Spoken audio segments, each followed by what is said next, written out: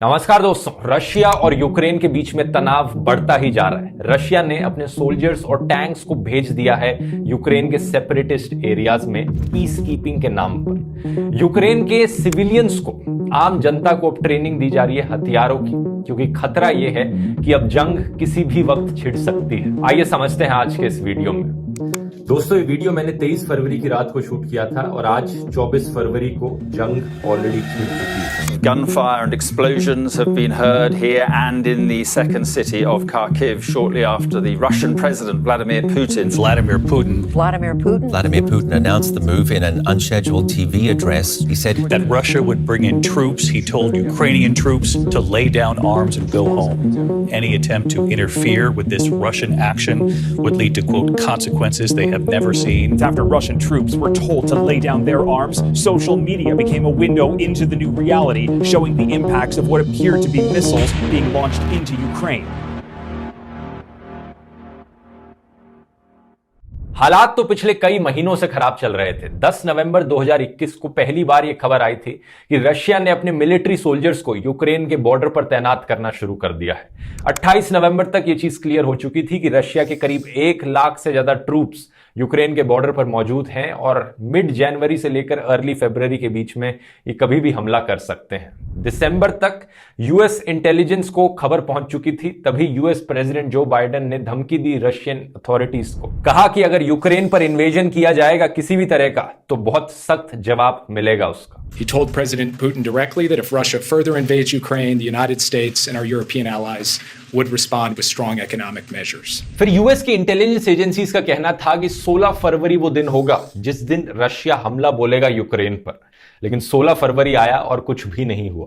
इस चीज का काफी मजाक बनाया रशियन अथॉरिटीज ने, यह कहकर कि अमेरिका तो कुछ भी बोलते रहता है, हम कुछ भी नहीं करने जा रहे थे, यह अमेरिका का नाटक था बस। एक दिन बाद खबर फैलती है कि रशिया ने एक्चुअली में अपने सोल्जर्स को वापस लेना शुरू कर दिया है। रशिया डी एस्केलेट कर रहा है, लेकिन यह खबर फेक निकलती है। एक्सपर्ट्स कहते हैं कि एक्चुअली में चाइना ने रशिया पर प्रेशर डाला था कि रशिया बीजिंग ओलंपिक्स खत्म होने तक का इंतजार करे। चाइना नहीं चाहता कि कुछ भी हमला यहां पर बोला जाए और बीजिंग ओलंपिक्स में उससे कोई इंटरप्शन हो, उसकी इमेज नहीं खराब होनी चाहिए। सुनने में काफी अजीब सी थ्योरी, लेकिन 20 फरवरी बीजिंग ओलंपिक्स का आखिरी दिन होता है और अगले ही दिन 21 फरवरी को पुतिन की तरफ से यह टेलीविजन पर एड्रेस आता है। पुतिन पूरी दुनिया को ऐलान करते हुए कहते हैं कि ईस्टर्न यूक्रेन में 2 सेपरेटिस्ट एरियाज हैं। अब वो उन सेपरेटिस्ट एरियाज को इंडिपेंडेंट कंट्रीज की तरह रिकॉग्नाइज करते हैं। After a day of lashing out at NATO, Putin made an explosive announcement on state television. I think it is necessary to make a long overdue decision to immediately recognize the independence and sovereignty of the Donetsk People's Republic and the Luhansk People's Republic. इन 2 regions का नाम है Donetsk और Luhansk. आइए नक्शे पर एक नजर डालते हैं। यूक्रेन की जो एक्चुअल बाउंड्री है यूनाइटेड नेशंस के अकॉर्डिंग वो कुछ ऐसी है, बाहर से चारों तरफ। ईस्टर्न यूक्रेन में ये 2 रीजन्स हैं, डोनेट्स्क और लुहान्स्क। अब खास बात यह है कि डोनेट्स्क और लुहान्स्क का कुछ एरिया एक्चुअली में सेपरेटिस्ट कंट्रोल्ड है, यानी यूक्रेन सरकार के कंट्रोल में नहीं है। ये एरिया रशिया के बॉर्डर पर है और एक्चुअली में इसे रशियन ऑक्यूपाइड कहा जाता है। अब यहां पर पूरी हिस्ट्री में मैं नहीं जाऊंगा, इसकी बात मैंने पुराने रशिया यूक्रेन वाले वीडियो में डिटेल में करी थी। उस वीडियो को जाकर आप देख सकते हैं, अगर आप देखना चाहें तो लिंक मैं नीचे डिस्क्रिप्शन में डाल दूंगा।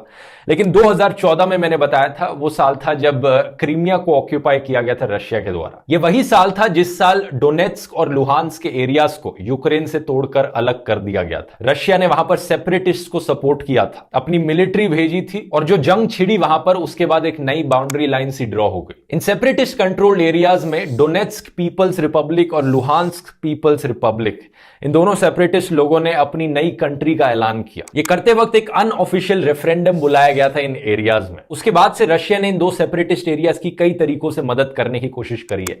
मिलिट्री सपोर्ट देकर, फाइनेंशियल सपोर्ट देकर, कोविड वैक्सीन प्रोवाइड करी इन्हें, और यहां रहने वाले करीब 8 लाख लोगों को रशियन पासपोर्ट्स भी प्रोवाइड कर दिए गए रशिया के द्वारा। इन एरियाज में लड़ाई खत्म करने के लिए और शांति बनाने के लिए 2015 में एक मिन्स्क एग्रीमेंट साइन किया गया था, जिसके तहत यूक्रेन को इन रीजन्स को स्पेशल स्टेटस प्रोवाइड करना था, एक सर्टेन डिग्री ऑफ ऑटोनॉमी देनी थी, वहां की सरकार को एक्नॉलेज करना था और यह कहा गया था कि अब कोई लड़ाई नहीं होगी, यहां पर कोई हथियारों का इस्तेमाल नहीं किया जाएगा और जो भी फॉरेन प्रेजेंस है इस एरिया के अंदर वो हटा दी जाए। अब क्योंकि पुतिन ने कहा कि रशिया अब उन एरियाज को इंडिपेंडेंट कंट्रीज की तरह कंसिडर करता है और अब पुतिन ने अपनी आर्मी भी भेज दी है उन एरियाज के अंदर, तो इसलिए अब इसे इन्वेजन बताया जा रहा है। पुतिन ने मिन्स्क एग्रीमेंट को नल एंड वॉइड कर दिया है और अब खतरा यह है कि पुतिन सिर्फ यहां तक रुकेगा नहीं। यूरोपियन देशों को और यूएसए को डर है कि अब पुतिन एक्चुअली में पूरे यूक्रेन देश पर कब्जा जमाने की कोशिश में है। एक इंपॉर्टेंट चीज मैं यहां पर पॉइंट आउट करना चाहूंगा, जब से सोवियत यूनियन टूटा है रशिया हर 6-7 साल बाद यही चीजें करता आ रहा है अपनी नेबरिंग कंट्रीज के साथ। 2014 में रशिया ने क्रीमिया को ऑक्यूपाई किया। इससे पहले 2008 में जॉर्जिया के कुछ एरियाज को रशिया ने ऑक्यूपाई किया। इस नक्शे पर देखिए अबखाजिया और साउथ ओसेटिया का जो रीजन है वो एक्चुअली रशियन ऑक्यूपेशन के अंडर है। करीब 20% जॉर्जिया का देश एक्चुअली में रशियन ऑक्यूपेशन के अंडर है। इसके बाद मोल्डोवा एक देश है ईस्टर्न यूरोप में जिसका एक पूरा हिस्सा ईस्टर्न साइड पर लाए करने वाला सेपरेटिस्ट एरिया है जिसका नाम है ट्रांसनिस्ट्रिया, जहां रहने वाले सेपरेटिस्ट अपने आप को एक नए देश की तरह मानते हैं और एक्चुअली में वो रशिया से रीयूनिफाई करना चाहते हैं। तो यहां पर भी रशियन इन्फ्लुएंस काफी ज्यादा है इस ट्रांसनिस्ट्रिया एरिया में भी। और अब आप अगर नक्शा देखोगे कि रशिया ने अपनी आर्मी को, अपने सोल्जर्स को कहां कहां डिप्लॉय किया है। इस मैप में जो रेड सर्कल्स हैं वो तो परमानेंट सेटलमेंट्स थी, चलो उन्हें जाने दो, लेकिन जो ब्लैक डॉट्स आप इस मैप पे देख रहे हो वो नए ट्रूप्स हैं जो लाए गए हैं पिछले कुछ महीनों में। तो रशिया ने यूक्रेन देश को तीनों डायरेक्शन से घेर लिया है और रशियन सोल्जर्स ना सिर्फ रशिया में मौजूद हैं बल्कि क्रीमिया में भी और ट्रांसनिस्ट्रिया के एरिया में भी और बेलारूस में भी। बेलारूस का डिक्टेटर भी रशिया के इन्फ्लुएंस के अंडर आता है और बेलारूस पर भी मैंने एक अलग से वीडियो बनाया था। बेलारूस में एक डिक्टेटर है जो बहुत ही इनफेमस है। तो इस सब का नतीजा ये कि बाकी दुनिया को अब डर है कि रशिया किसी भी वक्त अपनी आर्मी मूव इन कर सकता है और पूरे यूक्रेन देश पर हमला बोल सकता है। कितना एरिया अब रशिया ऑक्यूपाई करना चाहेगा ये कोई नहीं जानता। कुछ लोगों को लगता है कि सिर्फ नीचे की ये स्ट्रिप ट्रांसनिस्ट्रिया से लेकर लुहांस और डोनेट्स तक रशिया कब्जाएगा। कुछ लोगों को लगता है कि रशिया यूक्रेन की राजधानी कीव तक पहुंच जाएगा और पूरे देश को ही खत्म कर डालेगा। अब रशिया को यह करता देख बाकी दुनिया के पास मोटे मोटे तौर पर 3 ऑप्शंस हैं। पहला तो यह कि हाथ पर हाथ रखकर बैठे रहें, कुछ ना करें। लेकिन फिर खतरा यह है कि आज रशिया को अगर यूक्रेन ऑक्यूपाई करने दिया जाए तो कल को रशिया बोलेगा कि मैं तो कजाकिस्तान भी वापस चाहता हूं, मंगोलिया देश भी वापस चाहता हूं, स्लोवाकिया भी, क्रोएशिया भी, सबको इन्वेड करके वो बड़ा बनता रहे और इस तरीके से इंपीरियलिज्म को नहीं रोका गया तो किसी ना किसी दिन हमारे ऊपर भी आकर हमला होगा। दूसरा ऑप्शन ये कि बाकी देश अपनी मिलिट्री का इस्तेमाल करें और रशिया जो करने लग रहा है वहां पर अपनी आर्मी भेज दें और लिटरली रशियन फोर्सेस के साथ लड़ाई करके उन्हें रोका जाए। लेकिन ये ऑप्शन भी अच्छा नहीं है क्योंकि ये करने का मतलब है लिटरली एक वर्ल्ड वॉर डिक्लेयर कर देना और ज्यादातर देश थैंकफुली आज के दिन लड़ाई नहीं करना चाहते, जंग पर नहीं जाना चाहते क्योंकि उससे बस खून खराबा होता है, लोगों की जानें जाती हैं, कुछ भी अच्छा पॉजिटिव रिजल्ट नहीं होता। नेटो ने अपनी मिलिट्री को डिप्लॉय जरूर किया है। 5000 नेटो ट्रूप्स पोलैंड में डिप्लॉय किए गए हैं, 4000 भेजे जा सकते हैं रोमेनिया, बुल्गारिया, हंगरी, स्लोवाकिया के देशों में। लेकिन ये सब नेटो के देश हैं। यूक्रेन अभी नेटो का हिस्सा नहीं है तो यूक्रेन पर चाहे हमला भी कर दिया जाए चांसेस यही है कि नेटो उसमें बीच में नहीं आएगा, अपनी मिलिट्री वाइज सपोर्ट नहीं प्रोवाइड करेगा यूक्रेन को। हाँ, ये जरूर है कि नेटो ने और तरीकों से मदद करने की कोशिश करी है यूक्रेन की, हथियार प्रोवाइड करके, एडवांस्ड वेपनरी प्रोवाइड करके, उन्हें फाइनेंशियल हेल्प देके, कहीं पर हेलमेट्स दिए गए उन्हें, लेकिन अपने सोल्जर्स नहीं भेज रहा कोई और देश यूक्रेन के बिहाफ पर फाइट करने के लिए। तो देखा जाए अगर हमला होता है यूक्रेन के ऊपर, यूक्रेन के लोग यहां पर अकेले हैं और यूक्रेन की अगर मिलिट्री स्ट्रेंथ देखी जाए रशिया के अगेंस्ट तो बहुत कमजोर पड़ जाती है। अब इस चार्ट में देख सकते हैं रशिया के पास 4 गुना से भी ज्यादा एक्टिव सोल्जर्स हैं, 15 गुना ज्यादा फाइटर जेट्स हैं यूक्रेन के कंपैरिजन में, 5 गुना ज्यादा टैंक्स हैं और इसीलिए यूक्रेन अपने 2.5 लाख से ज्यादा रिजर्व फोर्स को डिप्लॉय करने की बात कर रहा है और अपने सिविलियंस को ट्रेनिंग देने लग रहा है। यानी यूक्रेन की आम जनता वो भी इस खतरे को पहचान रही है और अपने देश को एक इन्वेजन से बचाने के लिए खड़ी हो रही है सामने। इन वीडियोस में आप क्लियरली देख सकते हो कि अगर रशिया यूक्रेन को इन्वेड कर देता है तो यूक्रेनियन लोग इतनी आसानी से हाथ खड़े करने वाले नहीं है, वो आखिर तक लड़ने को राजी हैं। Я здесь, потому что у меня молодая жена и 2 детей. Это моя страна, и я готов ее защищать. Are you scared for your family? You're all going to die someday, and the thing you can do is you can live your life in dignity.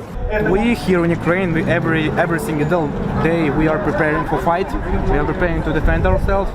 US के एस्टिमेट्स के अकॉर्डिंग अगर यहां पर एक ऑल आउट वॉर होती है तो 50,000 से ज्यादा सिविलियंस मारे जा सकते हैं, हजारों लोगों को अपने घर छोड़ने पड़ेंगे, यूरोप में एक और रेफ्यूजी क्राइसिस हो जाएगी और यूक्रेन देश की हालत शायद वैसी बन जाएगी जैसी सीरिया की हालत है आज के दिन। इस पॉइंट में एक और रीजन है जो मैं बताना भूल गया, रशिया ने लिटरली बाकी देशों को धमकी दी है कि वो न्यूक्लियर बॉम्ब्स का इस्तेमाल करेंगे अगर कोई और देश इंटरफेयर करने आया तो यहां पर। तो बाकी दुनिया के पास और क्या ऑप्शन बचा यहां पर? तीसरा ऑप्शन है इकोनॉमिक सैंक्शंस, यानी इकोनॉमिकली रशिया को यहां पर आइसोलेट करने की कोशिश करी जाए, इकोनॉमिकली हमला करने की कोशिश करी जाए, उनके पैसे पर हमला किया जाए। I'm announcing the first tranche of sanctions. These sanctions are a major step. And we hold further sanctions at readiness to be deployed. The U.S. and its allies coordinated a first round of sanctions against Russia over its troop deployment to breakaway regions of Ukraine. US, Europe, Canada, Japan, कई देशों ने Russia के खिलाफ economic sanctions already declare कर दिए हैं और यह कहा है कि अगर रशिया ने कोई भी और कदम उठाया इन्वेजन की ओर तो और भी ज्यादा इकोनॉमिक सैंक्शंस डिक्लेयर किए जाएंगे। हमला यहां पर किया गया है पहले रशियन बैंक्स पर और रशियन बिलियनियर्स पर, क्योंकि बहुत से देश जानते हैं कि पुतिन अपने आप से कोई इतना बड़ा डिक्टेटर नहीं है। पुतिन भी रशियन ओलिगार्क्स यानी रशियन बिलियनियर्स के इन्फ्लुएंस के अंडर आता है, उनसे प्रभावित होता है। यूके ने 5 रशियन बैंक्स को टारगेट किया है, यूनाइटेड नेशंस ने भी इस चीज को कंडेम किया है और शायद से सबसे मुश्किल जो इकोनॉमिक सैंक्शन था वो जर्मनी की तरफ से आया। जर्मनी ने नॉर्ड स्ट्रीम 2 गैस पाइपलाइन की सर्टिफिकेशन को रोक दिया है।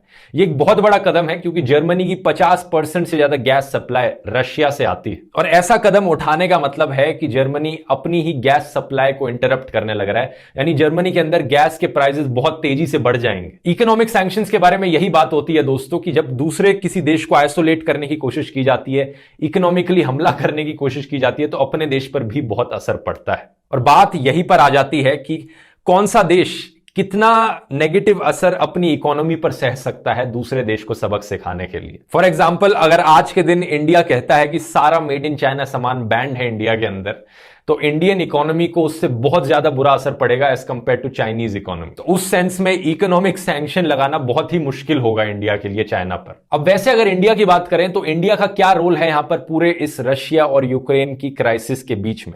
इंडिया पर इसका क्या असर पड़ेगा और इंडिया को यहां पर क्या कदम उठाने चाहिए?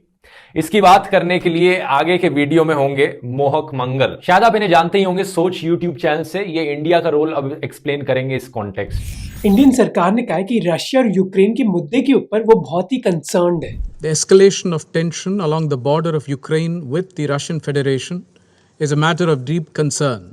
अब अगर आप इंडियन गवर्नमेंट की स्टेटमेंट को गौर से देखोगे, आपको दिखेगा कि इंडियन गवर्नमेंट ये नहीं बोल रही कि जो रशिया कर रहा है वो बहुत ही गलत बात है, क्योंकि इंडिया खुद कई चीजों के लिए रशिया पर बहुत डिपेंडेंट है। और इस चीज को गहराई से समझने के लिए मैं आपको बताना चाहता हूँ कि रशिया और यूक्रेन के बीच वॉर की वजह से इंडिया पर इम्पैक्ट होगा क्या। और इस इम्पैक्ट को हमने 3 भागों में डिवाइड किया है, इमीडिएट, मीडियम टर्म और लॉन्ग टर्म।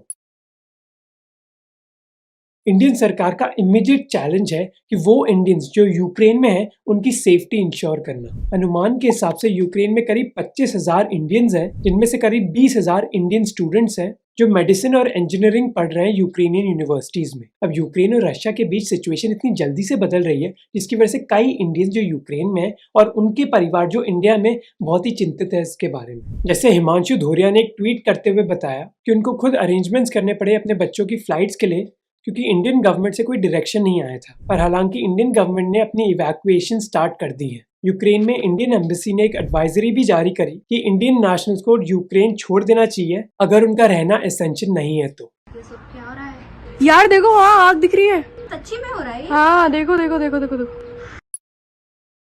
जो मीडियम टर्म कंसर्न्स है इंडियन गवर्नमेंट की वो है इकोनॉमी के बारे में और स्पेसिफिकली पेट्रोल के दाम। इंडियन गवर्नमेंट के लेटेस्ट इकोनॉमिक सर्वे ने एस्टिमेट किया था पेट्रोल के प्राइसेस करीब 70 से $65 पर बैरल होंगे इस साल के दौरान, पर कुछ घंटे पहले ये प्राइसेस करीब $100 पर बैरल हो गए थे, सितंबर 2014 से हाईएस्ट। मेनली क्योंकि लोगों के बीच डर है कि रशिया के ऑयल प्रोडक्शन और सप्लाई पर एक गहरा असर पड़ेगा इस रशिया यूक्रेन वॉर की वजह से। वैसे रशिया दुनिया की 2nd लार्जेस्ट ऑयल प्रोड्यूसर है और almost 13% global crude oil Russia से ही आता है। ये सिचुएशन और बुरी हो सकती है अगर यूएस और यूरोपियन यूनियन की कंट्रीज सैंक्शंस लगा देती हैं Russian oil and gas production पर। और हमें पता है कि अगर ऑयल की ग्लोबल सप्लाई गिरेगी तो उसके दाम भी बढ़ेंगे पूरी दुनिया में इंक्लूडिंग इंडिया में, जिसकी वजह से ऑलमोस्ट सारे ही इंडियन इंडियंस की जिंदगी पर एक भारी इम्पैक्ट पड़ेगा, क्योंकि India almost 85% crude oil import करता है अपने लिए। और क्षितिज पुरोहित जो एक रिसर्चर है इस मुद्दे पर, वो कहते हैं कि पेट्रोल के दाम बढ़ने की वजह से महंगाई बढ़ सकती है इंडिया में, क्योंकि सारी चीजों की ट्रांसपोर्टेशन कॉस्ट में बढ़ोतरी होगी और इसकी वजह से इंडियन सरकार की बजटिंग पर भी एक गहरा असर पड़ेगा,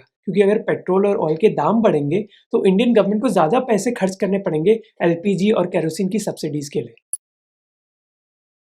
अब लॉन्ग टर्म इम्पैक्ट पर आते हैं, जिससे आपको ये पता चलेगा कि इंडिया के लिए रशिया की आलोचना करना इतना मुश्किल क्यों है। एक तरफ है कि इंडिया अपनी मिलिट्री सप्लाईज के लिए बहुत डिपेंडेंट है रशिया पर। रोशन किशोर की एनालिसिस के हिसाब से 2016 और 2020 के बीच करीब 50% इंडियन आर्म्स इंपोर्ट्स रशिया से ही आते थे। कुछ एस्टिमेट्स के हिसाब से इंडियन मिलिट्री के करीब 50 से 80% इक्विपमेंट रशियन ओरिजिन के ही है। और ये जो पार्टनरशिप है इंडिया और रशिया के बीच, ये और बढ़ रही है। ये बस पार्टनरशिप ऐसी नहीं है कि रशिया आर्म सप्लाईज बेच रहा है और इंडिया खरीद रहा है, बल्कि अब ये दोनों देश जॉइंटली रिसर्च और डेवलप भी कर रहे हैं आर्म सप्लाईज को। जैसे ब्रह्मोस क्रूज मिसाइल एक उदाहरण है इस चीज का, जो एक जॉइंट वेंचर था इंडिया और रशिया के बीच। इनफैक्ट जो नाम है ब्रह्मोस का, वो दो नदियों के नाम से बना है, इंडिया की ब्रह्मपुत्र और रशिया की मॉस्कवा। पर कुछ घंटे पहले ही प्रेसिडेंट बाइडेन ने अनाउंस किया कि वो उन रशियन कंपनीज पर सैंक्शंस लगा रहे हैं जिनके मिलिट्री टाइज है, जिसका इंडिया की मिलिट्री पर एक असर पड़ सकता है। गुरजीत सिंह जो जर्मनी के लिए इंडिया के फॉर्मर एम्बेसडर थे, उन्होंने कहा कि इन सैंक्शंस की वजह से इंडिया को डिफेंस सप्लाईज के चलते बहुत मुश्किलें आ सकती हैं। अब ऐसे सैंक्शंस किसी देश पर पहली बार नहीं लगे। पहले यूएस ने ईरान पर भी सैंक्शंस लगाए थे, पर इंडिया नेगोशिएट कर पाता था, क्योंकि इंडिया को पता है कि चाइना को काउंटर करना है यूएस को, तो उनको इंडिया की मदद मांगनी ही होगी। पर यह सिचुएशन बहुत ही यूनिक है। पहले किसी देश ने एक दूसरी कंट्री को इन्वेड नहीं किया, तो क्या इंडिया नेगोशिएट कर पाएगा यूएस से? और मैं आपको बताना चाहता हूँ कि ये मुद्दा इतना जरूरी क्यों है इंडिया के लिए। वो है India China border crisis. Bharat के लिए चिंता वाली बात है कि जिस तरह से जो सीमा पर जो है लाइन ऑफ एक्चुअल कंट्रोल पर जो चीनी सैनिकों का जमोड़ा है। Intrusion by Chinese troops led to clashes between troops of both the countries. Indian army foiled the attempt which happened 3 days back. जो इंडिया और चाइना के बीच बॉर्डर में तनाव है, वो अभी तक खत्म नहीं हुआ है, और इस तनाव के चलते लास्ट चीज जो इंडिया चाहेगा वो है कि उनकी मिलिट्री सप्लाईज भी अनसर्टेन हो जाए। तो एक तरफ है इंडिया की मिलिट्री डिपेंडेंस रशिया पर, और दूसरी तरफ है बढ़ते क्लोज रिलेशनशिप्स चाइना और रशिया के बीच। चाइना रशिया का सबसे बड़ा ट्रेड पार्टनर है, और ये रिलेशनशिप समझना इतना मुश्किल नहीं है। हम सब ने कहावत सुनी होगी कि दुश्मन का दुश्मन दोस्त होता है, और वही हो रहा है रशिया और चाइना के बीच। दोनों ही देश यूएस और यूरोप के खिलाफ हैं, और इसी वजह से एक दूसरे के साथ पार्टनरशिप करना उनके ही इंटरेस्ट में है। रशिया को पता है कि जहां यूएस और यूरोप उन पर इकोनॉमिक सैंक्शंस लगा देंगे,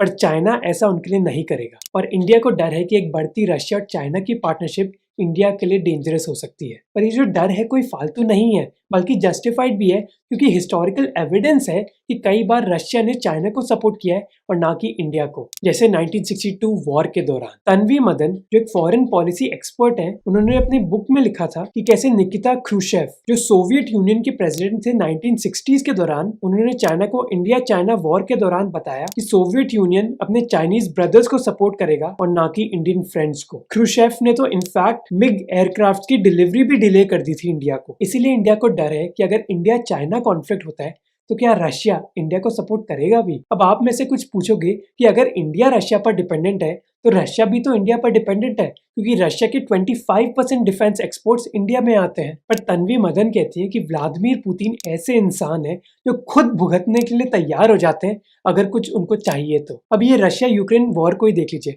मोस्ट एक्सपर्ट्स कहते हैं कि इससे रशिया को नुकसान ही होगा अगर वो फुल स्केल इन्वेजन कर देते हैं, पर व्लादिमीर पुतिन तो ये फिर भी कर रहे हैं। तो क्या गारंटी है कि एक इंडिया चाइना कॉन्फ्लिक्ट के दौरान रशिया मिलिट्री सप्लाईज रोक नहीं देता इंडिया को। चाइना और रशिया के एक दूसरे के करीब होने के पीछे एक और प्रूफ मैंने आपको वीडियो के शुरू में बताया था, बीजिंग ओलंपिक्स वाली जो चीज थी। लेकिन अब एक और पॉइंट पर मैं फोकस करना चाहूंगा। यहां पर रशिया की आम जनता का क्या वो लोग इस इन्वेजन को सपोर्ट करते हैं? इसका जवाब काफी उदास कर देने वाला है, क्योंकि रशिया के टीवी चैनल्स प्रोपेगेंडा से भरे हुए हैं और अपने ही लोगों को ब्रेन वॉश करते हैं इमेजिनरी कहानियां सुनाकर। रशियन न्यूज़पेपर्स और मीडिया चैनल्स की माने तो एक्चुअली में यूक्रेन वो देश है जो एक्चुअली में लड़ाई करना चाहता है, जंग छेड़ना चाहता है उन सेपरेटिस्ट एरियाज पर, और रशिया यहां पर उन्हें बचाने ही कोशिश कर रहा है। मैंने आपको वीडियो की पहली लाइन में बोला था कि रशिया ने जो ट्रूप्स भेजे हैं उन सेपरेटिस्ट एरियाज में, वो पीस कीपिंग के नाम पर भेजे हैं। पुतिन कहता है अपनी जनता से कि हम जो कर रहे हैं वो शांति बनाए रखने के लिए कर रहे हैं। ये नेटो हैं और यूक्रेन वाले हैं जो जंग छेड़ना चाह रहे हैं, लड़ाई कराने की कोशिश कर रहे हैं। और अनफॉर्चुनेटली ज्यादातर रशियन जनता से जब पूछा गया कि उनकी क्या राय है तो उनका भी यही मानना है। हालांकि वो जंग नहीं चाहते, लेकिन उनको लगता है कि यहां पर भड़काने का काम यूक्रेन करने लग रहा है, यूक्रेन के सोल्जर्स करने लग रहे हैं, जो कि बिल्कुल भी सच नहीं है। I know for sure that we have never taken any aggressive actions. Never. Russia is only defending itself. Ukraine has always been a traitorous country, always. They've always betrayed everyone. NATO does whatever it wants there. CNN के opinion poll के according 50% Russians का मानना है कि Ukraine के खिलाफ military force इस्तेमाल करना सही चीज होगी अगर हमें उन्हें नेटो ज्वाइन करने से रोकना है तो। लेकिन 43% रशियंस का मानना है कि अगर हम यूक्रेन को रशिया के साथ रीयूनाइट करवाना चाहते हैं तो मिलिट्री फोर्स उसके लिए इस्तेमाल करना सही चीज नहीं होगी, वो गलत होगी। हालांकि 36% रशियंस कहते हैं कि सही होगा, हम जबरदस्ती यूक्रेन को फोर्सफुली रीयूनाइट करा सकते हैं मिलिट्री फोर्स इस्तेमाल करके, जो कि बहुत ही बड़ा नंबर होता है। 1/3 पॉपुलेशन आपके देश की कहती है कि दूसरे देश पर हमला बोल दो रीयूनिफिकेशन करने के लिए। ये अच्छी चीज नहीं है। ये सुनकर आप समझ सकते हो कि ये प्रोपेगेंडा से भरे न्यूज चैनल्स कितना इन्फ्लुएंस डालते हैं आम जनता के ऊपर। रशिया में करीब 2/3 लोग न्यूज अपनी टीवी के जरिए देखते हैं, इसलिए उसका इतना इंपैक्ट उन पर दिखता है। जब गोदी मीडिया यहां पर इमेजिनरी खबरें चलाता है कुछ इस तरीके से, मोदी का फैसला मानेंगे पुतिन बाइडेन, मतलब यहां पर दूर दूर तक का मोदी का कुछ लेना देना नहीं है, लेकिन जबरदस्ती इन्हें यहां पर इंक्लूड करना है ताकि तारीफ होती रहे नॉनस्टॉप, और लोग एक्चुअली में इससे प्रभावित भी हो जाते हैं। खैर, अगर वापस रशिया यूक्रेन पर आए तो कहा जा रहा है कि अगर ये इन्वेजन हो जाता है और यहां पर जंग छिड़ जाती है तो ये वर्ल्ड वॉर 2 के बाद सबसे भयानक जंग होगी यूरोप में। और वर्ल्ड वॉर 2 में जो हुआ था हम सब जानते हैं, कोई भी सेंसिबल इंसान उसका रिपीट नहीं चाहेगा। अगर आप वर्ल्ड वॉर 2 के बारे में और जानना चाहते हैं तो कुकू एफएम पर ये ऑडियो बुक मैं रेकमेंड करूंगा, डिटेल में जाकर सुन सकते हैं उसके बारे में। कुकू एफएम को नहीं जानते, एक बढ़िया ऑडियो लर्निंग का प्लेटफॉर्म है जहां पर ढेर सारी बायोग्राफीज और ऐसी ऑडियो लर्निंग की किताबें आपको मिलेंगी। आमतौर पर इसकी कॉस्ट होती है 399 रुपीज पर ईयर, लेकिन अभी के लिए February 28 तक एक स्पेशल डिस्काउंट चल रहा है। Feb 50 अगर आप कूपन कोड इस्तेमाल करेंगे आपको 50% ऑफ मिलेगा, यानी साल भर की कुकू एफएम की कॉस्ट आपके लिए सिर्फ पड़ेगी 199 रुपीज। इनकी पूरी ऑडियो लाइब्रेरी आप एक्सेस कर सकते हैं इस प्राइस में, लिंक नीचे डिस्क्रिप्शन में मिल जाएगा। उम्मीद करता हूं वीडियो इन्फॉर्मेटिव लगा होगा और मिलते हैं फिर अगले वीडियो में। बहुत बहुत धन्यवाद।